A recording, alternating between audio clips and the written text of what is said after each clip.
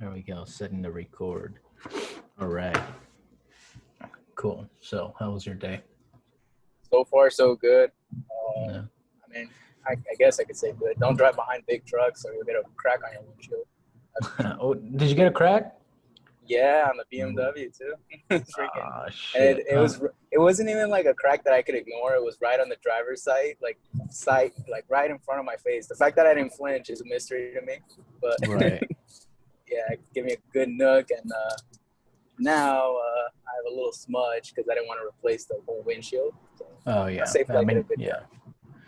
You didn't give him your insurance, right? Oh no. I did not want to report it to the insurance. So Yeah, it was that's just something we could biggest. repair. Yeah, that's the biggest scam ever. Oh yeah, big insurance. Yeah. I mean, you think about it. This is the way I see it: is you do your taxes and you can see how much money you put into your health insurance at the end of the Mhm. year if you do it through your employer. And then you ask yourself, well, how many times did I see a doctor this year? Right. There are some people that do have more, health complications, and then they do see the doctor more regularly. But a person like me, I happen to be that lucky person that just only sees a doctor maybe once every few years. It's bad, but I Right. do. So I'm just like, man, do I really need to be spending this much money? But it's insurance, so you have that. You grow up with that notion that I need it, so you can't just ignore it. Yeah. Anyways, looking at the market today, what do you think? What are your feelings overall, the way things played out? Are you angry? Are you upset? Are you No. happy? Are you content? I I'm upset I didn't come up with my strategy sooner. Um like because what do you call it? I you know, like I told you yesterday, I got caught up on the hype in the beginning, trying to find it, find the best way to go, just take it to the moon.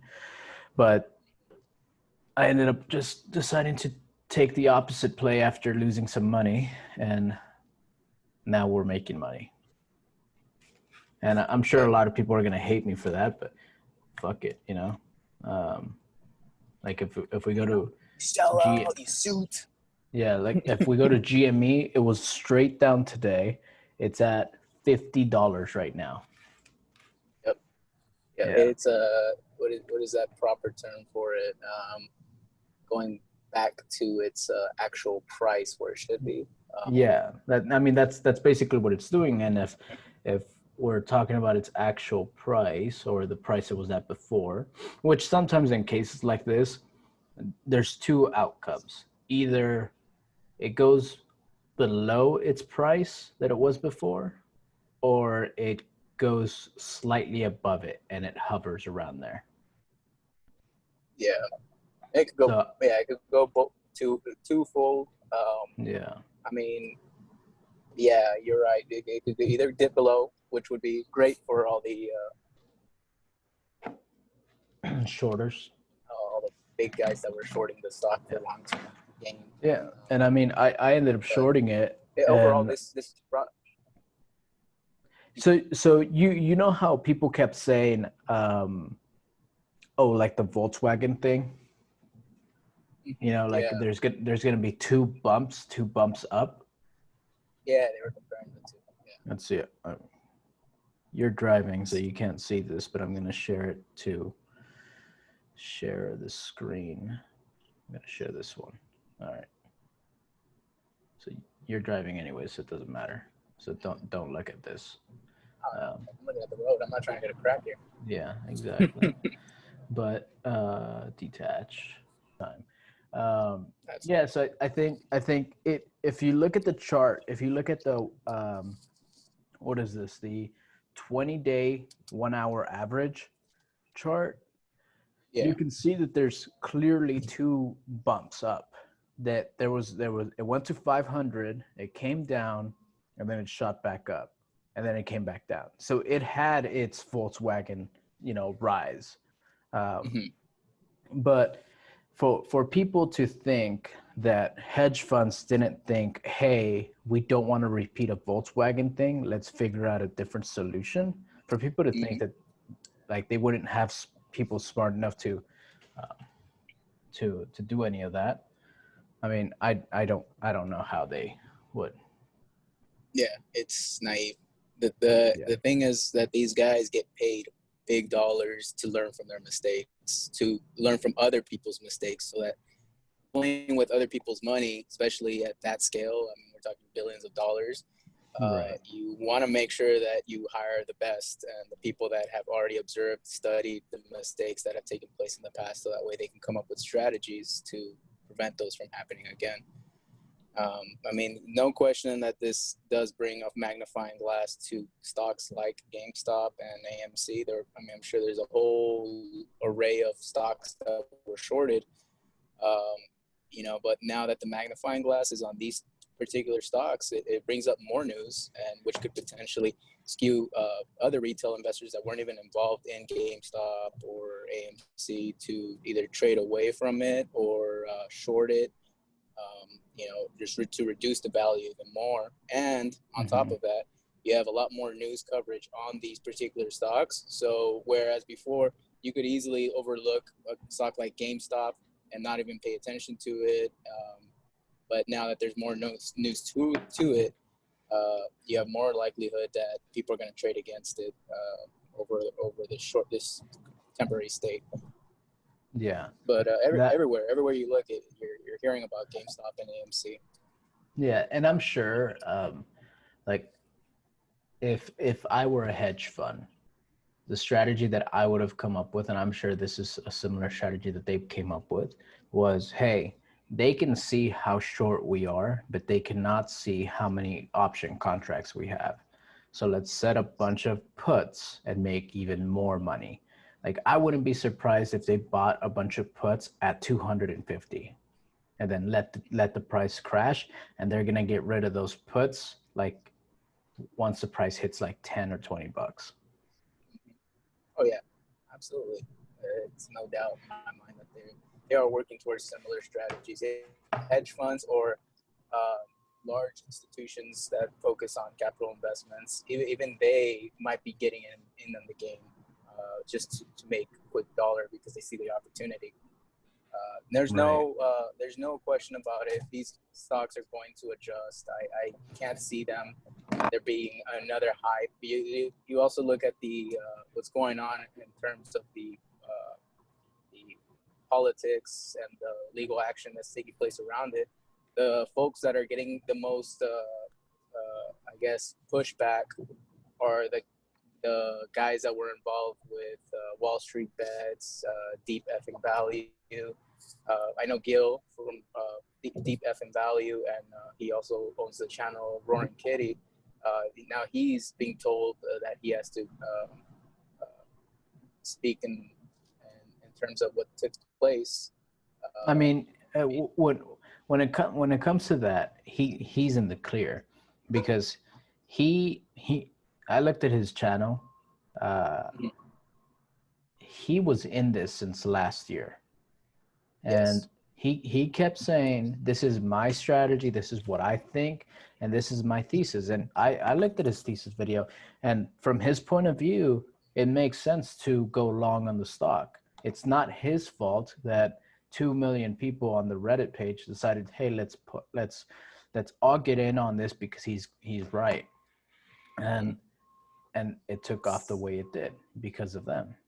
So I don't think any of them are at fault. I don't think anyone Wall Street Bets is at fault. I agree, but here's where all the big regulatory committees are going against this guy is because his prior employment history shows that he does have employment history in the investment area, and he has also obtained some sort of some licenses for financial advice. So whether it's a big scale or short scale, whether it was a part-time thing that he did in his past, it just goes to show that he did have some knowledge in it. So they're going to use that against him in this particular case. I mean, he's being put on the stand for questioning as to the rise of it to see. Obviously, not much is going to come out on it because, like all these YouTubers, whenever they push a stock, they tell you right away, I'm not a financial advisor. You make your own decisions as to how you invest. Yeah. But just the fact that you have all the financial regulatory committees against this guy versus the bigger guys that are constantly doing similar shorts and then go on NBC and or MSNBC and then talk against the company to drive it down. It just goes to show like where the investment spectrum is lying at, you know, where these guys, they have the best lawyers, they know how to be able to be free and clear. Little guys, I mean, I wouldn't say little guys because he's got millions of dollars riding on this, but other people that aren't necessarily in that same spectrum, they don't get the same type of insurance, so to speak. Yeah, but I think that's not going to go anywhere because Roaring Kitty has already won the public trust. In the court of public opinion, he is the hero, and hedge funds are the villains. This thing is too out in the open. Like I would agree that hedge funds in a normal situation would be out in the clear and they wouldn't, you know, they wouldn't suffer any consequences, especially for this, you know, this push down that they've done on the stock, that they wouldn't suffer any consequences. But this is so far in the public eye that people want answers, people demand answers, and so I think it's going to be hard getting out of this one for them. Yeah, I mean, yeah, but surprisingly, the folks that you would think would be for protection of people like Gil, and more scrutiny for the big boys, the hedge funds. You know, you got Maxine Waters wants this guy put on the stands. You got Janet Yellen's also mentioning that she wants all the top regulators, finance regulations, eyes on this particular person in comparison to these larger companies like Citadel, which she's worked closely with. You know, so they're like, you're right. This is going to open up the eyes of the public and kind of put the microscope on this particular area. And seeing how this plays out is going to say a lot about where we stand on our financial laws and the legality behind everything that took place. Yeah, I mean, I don't know how far she's going to get with that. Good luck to her, I guess. Like, she comes out with this, it's just going to give the Republican Party more fuel against Biden. Why would you put someone like this on the stand? Look what they're doing to a regular American that's trying to make money. So it's a losing fight for her. On the regulation side, I hope. My hope in the is public eye for sure. Yeah. Yeah. So on the regulation side, my hope is that they don't do anything, that they leave everything the way it is, because like big companies like hedge funds, they for the longest time they have been happy with the fact that the average American does not know what the hell they're talking about when they're talking about put spreads, call options, when they're talking about shorting a stock. Like, how many videos did you see on YouTube or on Instagram or on TikTok of people saying, do you know what a call option is? Or do you know what a short is? Let me explain it to you. So many videos. That tells you that most Americans didn't know what a short was. They didn't understand it. And now that they have the internet, they have all these influencers pushing that information out, they're scared that people are realizing, shit, the stock market is not that difficult. I can make more money. And if they make more money, that takes money away from hedge funds. Yeah. So, and I mean, here's a perfect example. You know, respect people out there that are getting their money from their YouTube channels and they're giving financial advice or attempting to. But here's the issue behind it. It is just like you said yesterday, you kind of brought it to our attention saying, well, you know, looking at all these channels that were previously giving really good advice on certain stocks and companies and stuff like that. Whereas now these last few days, all they've been talking about the AMC, GameStop really opens your mind to to realizing these people aren't necessarily, you know, full force investors. They're not really investors, because the reality behind it is you have a lot of news that came out. You know, Fed chairman's coming out talking about the economy's going to basically rebound with a 6% increase at the end of the year. You have the unemployment numbers dropped by 700,000. So you have a lot of good news that's coming out, and nobody's talking about it, and nobody's talking about the mentioning of the top 3 winners of the first month of January in 2021 that might be worth the interest, or even the top 3 losers. Surprisingly, Coca-Cola, for example, is one of the big losers of January 2021, and they're a good dividend-paying stock. They are a good, reputable company. And there's a couple of markets that they haven't tapped into that there's been mentioning of them tapping into, like Coca-Cola, for example, huge company. It's on the drop right now. And rather than these people going out there and saying, look, guys, here's a dip right now, take advantage of the opportunity to invest in this. Here's a couple of news flashes about the company. Let me also mention the fact that Coca-Cola hasn't tapped into the alcohol market. They're non-alcoholic, only sell beverages and syrups, waters, things of that nature. Well, they haven't really tapped into the seltzer market, which uses the same carbonate as cola could potentially use. So they are tapping into the zero sugar market now with Coke Zero, which is doing great. So it just opens your eye. There's a lot of possibility for growth should they tap into these markets, and you're going to miss out on it because you're too busy watching these guys talk about GameStop and AMC. Yeah, and then like a big example, and I'll put the graph up for the recording, but like Neo, one of my favorite stocks, while this whole entire thing was going on, let's see if I can pull up. Yeah, so it dipped. It was on its way up. I think it was at $64.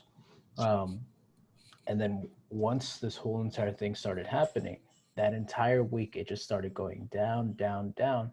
On Thursday, it went to $53. So it dropped $10 in 1 week, which is rare for Neo. It happens from time to time, but like since then, it's already been climbing up. So if you were smart and you stayed away from this whole GameStop thing, you could have bought Neo. Let's just say you could have bought some call options for a $70 strike price at a cheaper price than what you could buy them now, or what you could have bought them a week before this whole GameStop thing happened. So you could have gotten so many things on sale, and like even if you look at the VIX, the volatility index, you could have made money by playing off of the volatility happening during this whole GameStop thing. But as an average person, I think most people didn't go for it because all the influencers that they follow were only talking about this one thing. And I don't blame the influencers for just talking about this one thing, because it gets clicks, it gets views, right? So they're going to talk about it. They want to be, it's sort of like high school. We never left high school. Everyone still wants to be part of the cool kids crowd. And the cool kids this week was Wall Street Bets. Yeah, that whole need for acceptance thing, if you're not in it, you're missing out. It's exactly. It goes back to the number one principle, FOMO. And we know it's exactly what we mentioned when we're talking about this. Like, why are we going to even waste our time with this? It's just FOMO all over again. But going back to the regulations and the regulatory committees, I'm with you. I hope nothing changes, because anything that changes is only going to be tougher for the average retail investor to do their thing. A lot of these people that have Robinhoods, they don't know what it's like to do the old E-Trade and spend $5 per trade, all that. Yeah. Or before that, when you used to do paper stocks and you have to actually make phone calls to brokers. Yeah. We never got experience on that, but hold on, give me a second. Yeah, you're good. All right, so sorry about that. You're good. Okay, so what I was saying is, in terms of regulation, so here's what brings an open eye. I think it was the Investors Business Daily, or maybe Zacks maybe did an article on this, but they were opening eyes of and the you were cutting off. What were you saying? Okay. Okay, so you're looking at if you look at the money side of it aspect, counting the volume, the amount of money that was traded towards the GameStop app, it was somewhere roughly around $20 billion, and then there was another somewhere around like 11-12 billion dollars in the AMC trades. Now, the reason why this brings into so what they were mentioning is could this same strategy potentially affect oil futures? Can they use the same strategy to go after bigger, um, uh, you know, bigger, more liquidable companies or areas? Yeah. And they're looking at it, and yes, in fact, if you look at the amount of money that was traded on this, all these guys got together and decided, let's bet against oil or let's bet for oil. They can move the market essentially. Yeah. Yeah, I mean they could move the market, but it's going to get a little harder to do it because I think I think everyone's going to put it in their SOP. Don't short a company above a certain amount. They're gonna limit the threshold. Now that can't stop other brokerages. Like let's say if you're a hedge fund and you decide to short, Google, and I'm a hedge fund and I decide to short Google, and you say we can only short at 40%, and I say I can only short at 40%. Now we're at 80% of the total company. So if they find something like that, if we don't communicate, and we know that these hedge funds communicate with each other with their idea dinners, which is a whole nother subject too, that I don't think not a lot of people talked about because I don't think people know about idea dinners. But yeah, they're all going to communicate with each other. Like, have you heard of idea dinners before? No. So idea dinners they happen either once a month, once a quarter, once a year. And it's the head of a hedge fund. They all get together for dinner, and it's a closed room event. It's usually at a super fancy like Michelin star restaurant, or they do it at someone's house or someone's private, country house or ski resort, and they all get together, all the hedge funds, and they talk about ideas that they each have that other analysts have come up with, right? So like, let's say you have 4 different PMs, which are, the portfolio managers, and your portfolio managers tell you, hey, let's use GameStop as an example again. Hey, I think if we short GameStop 80% or more, it's going to push the price down. Then I get that idea and I take it to the idea dinner, and I'm going to hear from other people, like they're going to talk about like, hey, I think that Tesla is going to get to 4,000. I think we should all go into it at the same time, and we should go into it at these increments and whatever. And then I would come up and say, well, my idea is that we short Tesla above 80%, and we have to do it discreetly. So let's all do it where I go in at 20% one week, then you go in at 5, then you go in at 10, and they all coordinate together what they're going to do over the next year, right? And they know that if they all coordinate together and trust each other, that it's going to go their way and they're going to make a shit ton of money. The biggest issue with the Wall Street Bets thing is that on the surface, Wall Street Bets is like an idea dinner. But the issue is that it's also a game of game theory, because Wall Street Bets, you don't know what the other people are going to do. And it went from, in the beginning of the GameStop thing, they had 2 million followers. It went from 2 million or subscribers or whatever. It went from 2 million to 8 million. Okay? Yeah. And so now you have 8 million people, as opposed to 10 hedge funds that are all together saying, we're going to do this. You have 8 million people. So that's 8 million chances for everyone to change their minds. For like, if 100,000 people said, you know what, I'm out of it, I don't want to be a part of this, it hurts too much, they pull out, the rest of them are fucked.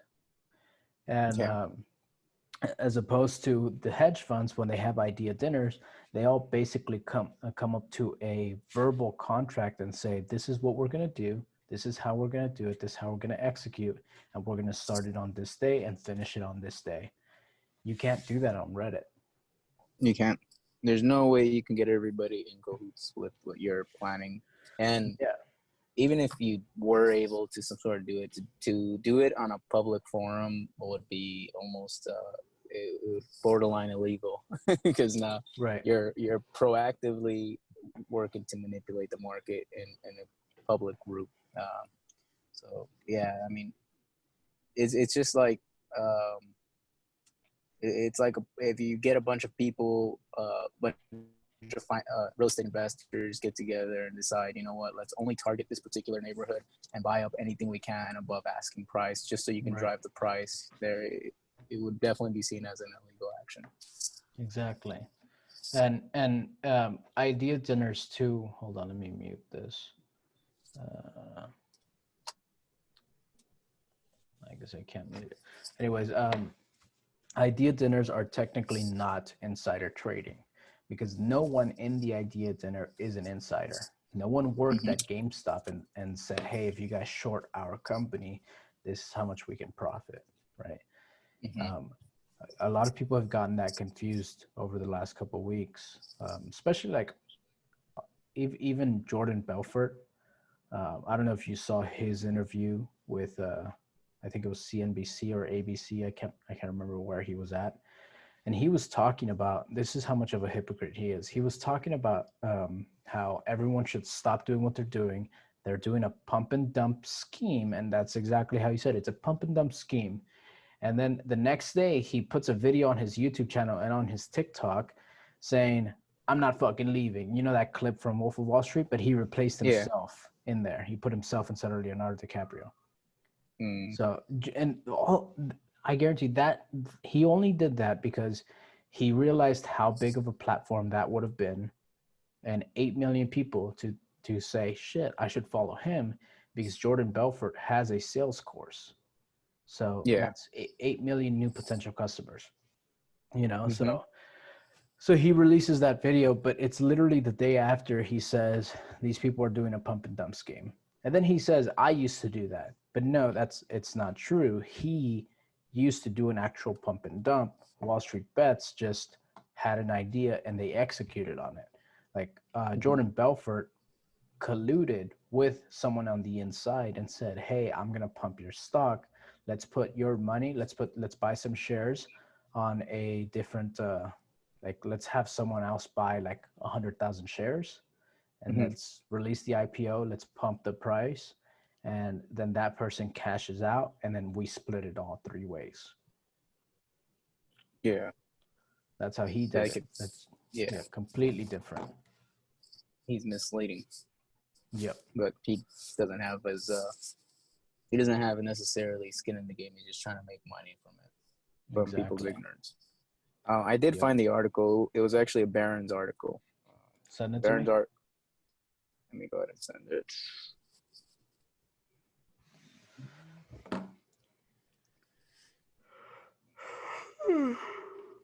Let me get some Chinese food in a minute. Chinese food sounds good right about now. Yeah. There we go. No way, it doesn't let me just send it directly. Okay, here we go. So, in short, its focus is on the WTI and talks about how the in the daily trades, well, moving daily trades to the side because everything's so strictly regulated, but it's $20 billion in trading has underpinned WTI's contracts relative to the $18.9 billion for GME and $7.2 billion for AMC in the past week. Right. Goes to show that basically if all these guys got together, they could potentially move the oil markets as well. Damn, let's see that would have been a much better play than silver. What do you think on the silver? Do you think silver was actually Wall Street Bets, or do you think that was the media kind of colluding to try to push people away from it? It could be colluding. You do have a lot of institutional investors that generally put money in silver or put money against silver. So it's just too many people are involved in that particular area to say that it was one or the other. It's like saying Apple, I kept telling people, like the market is too big for silver. You cannot corner that market and do a short squeeze on that market. Mm-hmm. It's just too big. Yeah, And, especially if you have, if you have like say for example, you have hedge funds and ETFs that proactively trade thousands of shares of silver on a daily basis to make a profit. You can't compare that to the simple retail investor that just bought 10 or 15 shares. So this is something that they've been doing for years, and this is something that you're planning on getting to just now. Right. See, that would have been a better play. Yeah, and they would have affected not only that, but when you're talking about the amount of money that's been made or taken away from GameStop, it's not liquid. It's just paper money that floats in the air, because the amount of stock that GameStop owns of their own company is not necessarily, they probably own a fraction of what their company's worth based on everything that's been going on. AMC was another story. They actually got some good news out of everything, because when their stock surged, the company itself sold a bunch of its own shares to have enough money. Debt. Exactly, and get through the end of 2021. So that was big news for them, good news for them. But something like GameStop would be a little bit more difficult to play an option like that. Well, but when you talk about No, go ahead. When you talk about oil, a lot of oil companies, oil futures, investing in the commodity of oil in itself is a whole different ballgame, because now you could potentially affect the cost of oil internationally or domestically. Right. And I don't have the article, but I heard that some of the GameStop investors ended up selling some GameStop shares, some of their own, to make a profit. Yeah, the ones that were involved with the bets, or the ones that just happen to have stocks? No. Like these people were investors, like long time investors, and they were in the red, I think. And when it surged, they sold. I want to say they sold like they sold like $100 million worth. So they ended up taking a shit ton of profit. Oh, good for them. They saw the opportunity and they took it. Yeah, exactly. I'll find the article and I'll post it here. But yeah, I mean, it's a crazy story. It's been a crazy week. It's going to be memorable for a lot of people. Some people made a shit ton of money, and then some people didn't. I know the people that came out on top, besides investors, were probably YouTubers that had, donation links on their thing. But that's a whole different story. Yeah, definitely. Some people got ahead from this, and I know people that own GameStop that just for fun, because you open up your Robinhood account, you got a free GameStop share, and you're like, you know what, I like GameStop, I'll go ahead and put $30 in it, or $40, and then they started getting all these shares. I had people calling me and telling me, or texting me and telling me, hey, look where my shares are worth. I had 100 shares of GameStop. What do I do? Obviously, I don't tell them what to do, but the first thing that comes to their mind is I'm going to sell. But they just ask because they want to know if it's going to keep growing or if it's going to drop. Exactly. So it's like, honestly, it's a gamble. Yeah, this is Vegas, baby. Yeah, and the thing is, if you're calling yourself an investor and you have to ask someone, when do I buy and when do I sell, you should not be in that stock. Yep. That's exactly my own personal opinion. You got to do your research. You got to figure out what's best for you. How do you feel about this particular company? It's the thing is, we've gotten so used to, at least here in the big cities, you remove value from certain things. So back in the day, when you would buy a new car, this doesn't hold true for everybody, but when you buy a car, you take really good care of it. You make sure, even as the details, like the paint, you take care of the paint, you wax it regularly, and you take care of the engine, you do its maintenance and everything. you take good care of it. But now you have, say, for example, a lot of people that just buy a car to get from A to B. They don't care if the paint gets scratched up. They don't care, because at the end of the day, they just feel like it's an object. I'm just going to sell it and buy something new, or Right. at least something new. So with that kind of mentality is the same mentality that they're going in when it comes to these stocks. Is they don't go in with the idea that I'm going to get this particular company because I feel that it's undervalued right now and it's at a good deal. I'm going to buy it and I'm going to hold on to it for the long run because I feel that this company is going to go places or is going to take me places with them. Exactly. You just don't have that same type of ownership pride that you used to back in the day. And that's like, Warren Buffett's famous line is, if you don't feel like you're going to purchase this particular stock or company for longer than 10 years, don't spend more than 10 minutes thinking about it. Yep. Yeah, so Yeah. that's about it. And, we'll see what happens in the foregoing days. I know tomorrow's Friday. It's going to be an interesting day in the market, like any day. I feel like all of 2020 was a wild card. It was the first time a lot of people actually realized that the stock market does not necessarily speak measures of the economy. There's two major different things. They could conversate, they could talk to one another, but they don't necessarily dictate. If you see a good stock market, does not mean that we have a good economy. And if we could be having a really good economy right now, the market could potentially be taking a dump.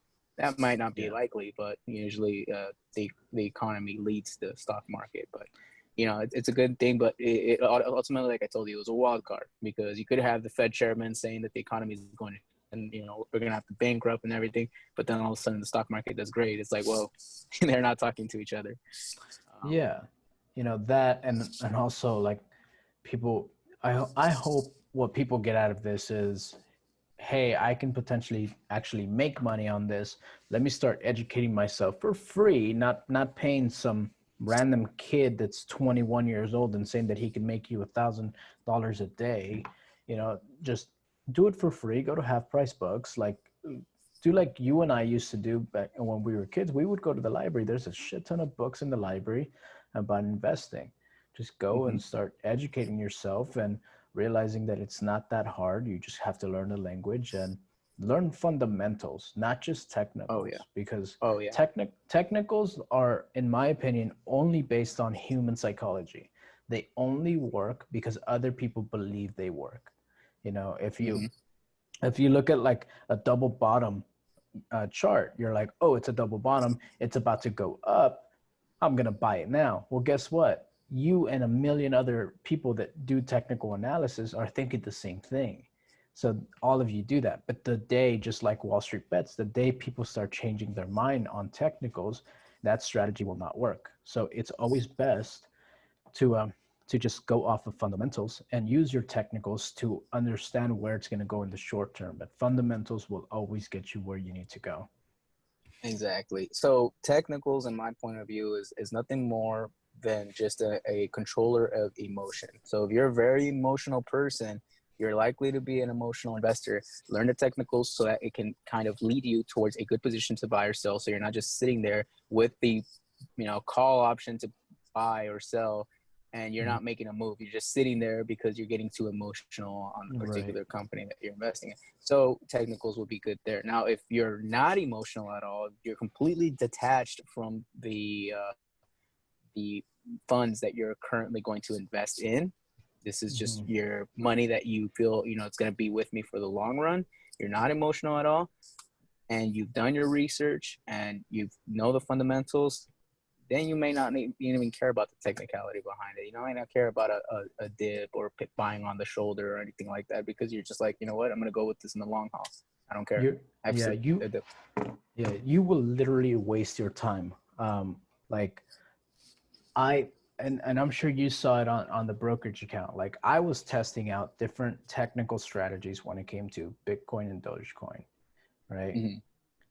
And what I learned, because I did it with two different charts, I did two different brokerage accounts. On one, I just bought the stock and I left it there. Didn't even touch it because I had a feeling it would go in an upward direction, right? So I just bought it and I left it.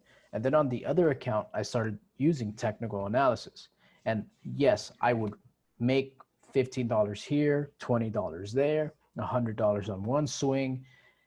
But it didn't matter because no matter how much effort I put in the technical chart, the fundamental one ended up outperforming the technical one. Yes, exactly. And then when you do it, you make some money out of it, and you look at the person in the mirror and you ask yourself, how did I do it? And you give yourself a justifiable response as to how you did it. Because most of the time, when you make you could analyze the shit out of a stock, and then you look at the technicality and you say, all right, this is a good buy. So you go in on it. It's ultimately it's just an educated guess. Yep. And I wouldn't even say an educated guess. It's just a guess. Because then when you make money off of it, you're gonna give yourself a pat in the back and say, okay, I did it. But then when you really ask yourself, how did you do it? Can you do it again? You're not gonna be able to. Exactly. Yeah, it just comes down to that. So one other thing I would recommend is for anybody sitting at home that wants to get educated a little bit more in the fundamentals. Investopedia for me has been very good from when I started to look into investing or securities, anything like that. And they're just perfect. They have a lot of information of what's current events, and then they also define everything that involves investing. So they're like exactly what it says. It's an encyclopedia for investing, and it's perfect. Unfortunately, they don't have an app to my knowledge. I've always looked for an app, but they don't. So you just have to go on the website and log in. And no, you know which one I like? I read it every single morning. Which one? Morning Brew.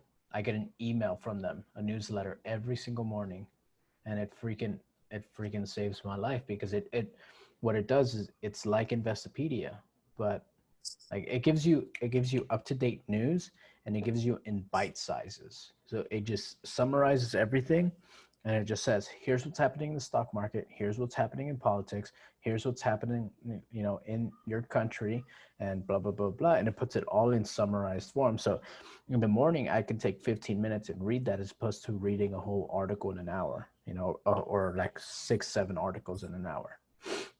Right.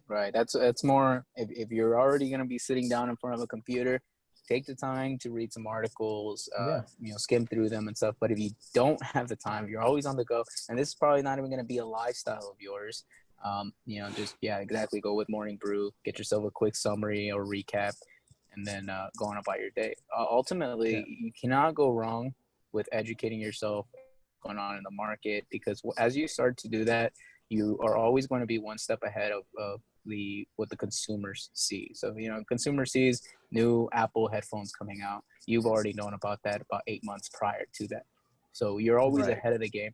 And it also provides good talking points when you're out in public, in the social gatherings, rather than talk about, more negative things or politics. It opens up the door for better things to talk about, having better conversations that, that the people listening to you can take something from and, take it with them versus as opposed to them creating an opinion of you because of your political views or whatnot. Exactly. Yeah, so it's just good for having a decent conversation. I personally have never been into sports, but it's the equivalent to me as if you were into sports. I look at companies as different players in the game, and how each one particularly plays. You analyze their plays and see which one you want to favor versus the other. And it's funny because I'm the same way. Because like people will ask me like, hey, did you catch the game? And I'll be like, what game? Did someone play soccer, football, or baseball? I don't even know what season people are on, but we can talk about, Alibaba. We can talk about, NEO. We can talk about Tesla. We can talk about Apple. We can talk about all these other people. And we can know what the company is doing and how they're doing, how they're performing. Like I'm team NEO. I'm not team Tesla. I would love to see NEO come in to the United States and just kill Tesla. Not kill them and like destroy them and get them out of here. I think Tesla has its portion of the market. NEO is going to come in and just take, because Tesla right now, or for the most part, has been for people that can afford luxury cars, right? Mhm. And they're starting to move to the market of doing more your regular consumer. Neo for me and for them as well is that it's nothing but luxury, affordable luxury, but it's luxury, and that's what they strive for. So yeah, so if you're into investing, I would say just read up and start treating them like teams. So that's a good Mhm. point to make. Yeah, exactly. Yeah, to me, yeah, like I said, teams are more of the sectors, and the players are the companies themselves. Because there are Yeah, some people that are focused on the energy sector, on the in the the technology, big tech sector area. There are some people that like to focus more on agriculture. Some people like to focus more right. on penny stocks. Yeah, But you have all types of different people and what they like to invest in. exactly. But Yeah. I guess we're probably gonna have to cap it there because I gotta go get Chinese food. Oh, hell yeah. All right, dude. Well, I'll talk to you later. That wraps it up for today. And then we'll Yeah, hopefully, as we move forward, we'll bring in a lot more content and organize yeah, it a little bit better. yeah. I wasn't video recording the first like I think 10 minutes. Oh, it's all right. Yeah, it's all We good. got enough. Just cut Yeah. and, go about it. Cut whatever we don't want to mention and go about that. Yeah. All right. Talk to you later. All right, man. Talk to you later. Bye. Bye bye.